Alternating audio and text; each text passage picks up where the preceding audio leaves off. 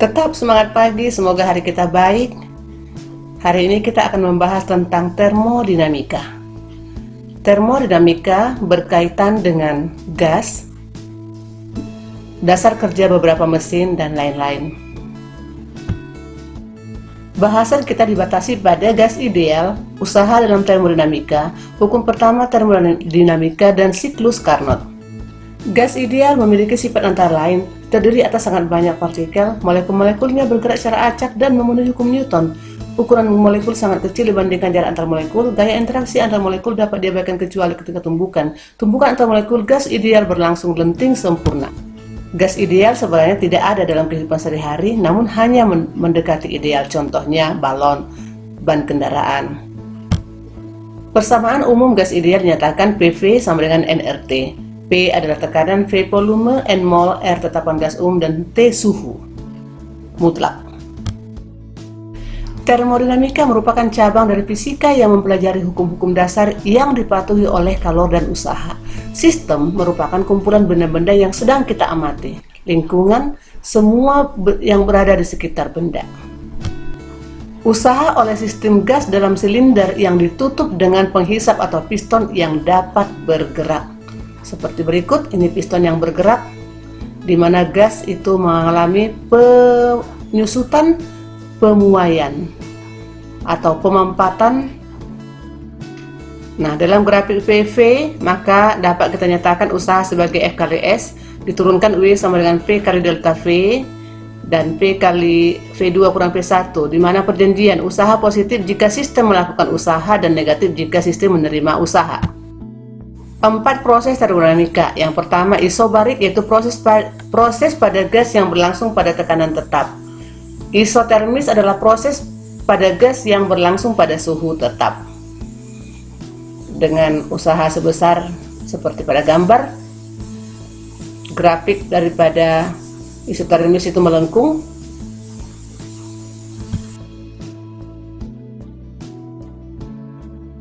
Isokoris atau isovolume merupakan proses pada gas yang berlangsung pada volume tetap, ditandai dengan grafik PV-nya adalah vertikal.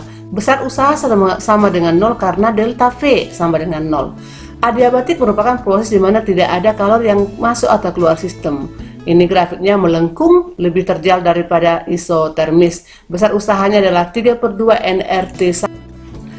Hukum pertama termodinamika. Untuk setiap proses apabila kalor Q diberikan kepada sistem dan sistem melakukan usaha W, maka selisih Q kurang W sama dengan perubahan energi dalam delta U.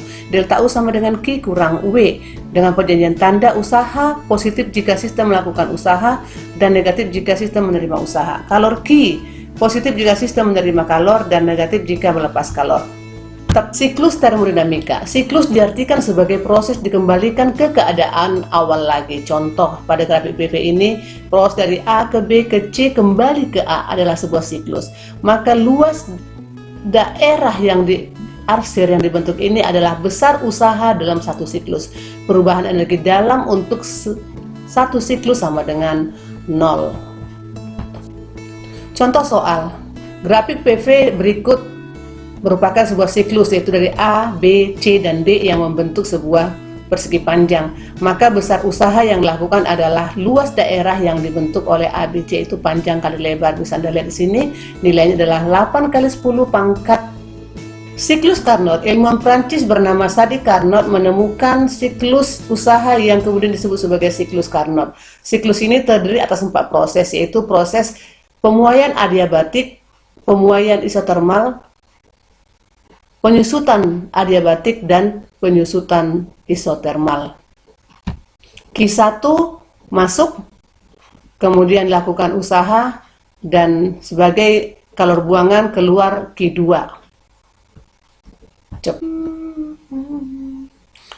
Siklus Carnot merupakan dasar mesin ideal yang paling efisien, kemudian disebut sebagai mesin Carnot. Ya, usaha pada mesin Carnot dinyatakan sebagai Q1 kurang Q2 sama dengan usaha W. Efisiensi pada mesin Carnot dapat diturunkan sebagai efisiensi sama dengan 1 kurang Q2 per Q1. Dalam siklus Carnot berlaku Q2 per Q1 sama dengan T2 per T1, sehingga efisiensi dapat dinyatakan sebagai 1 kurang T2 per T1, di mana T1 lebih besar daripada T2. Berikut ilustrasi daripada mesin Carnot, yaitu ekspansi adiabatik, ekspansi isotermal, kompresi adiabatik, dan kompresi isotermal. Contoh soal, dalam suatu siklus mesin Carnot, suhu reservoir panas 127 derajat Celcius dan suhu reservoir rendah 27 derajat Celcius. Kalor yang diambil mesin per siklus adalah 60 Joule. Hitung kalor yang dibuang, usaha yang dilakukan, efisiensi mesin. Berikut adalah penyelesaiannya.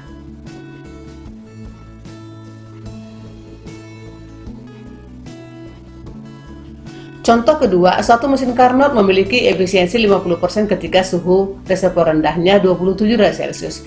Berapakah kenaikan suhu reservoir tinggi agar efisiensi meningkat menjadi 60%?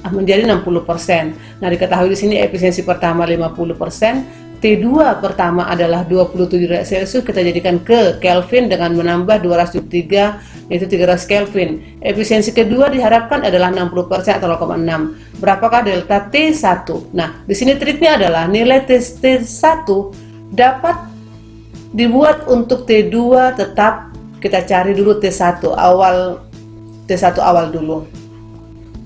Ya, demikian penyelesaiannya, bisa Anda lihat tahap per tahap sehingga dapat T1 berikutnya adalah 750 Kelvin. Jangan lupa like, subscribe, bell,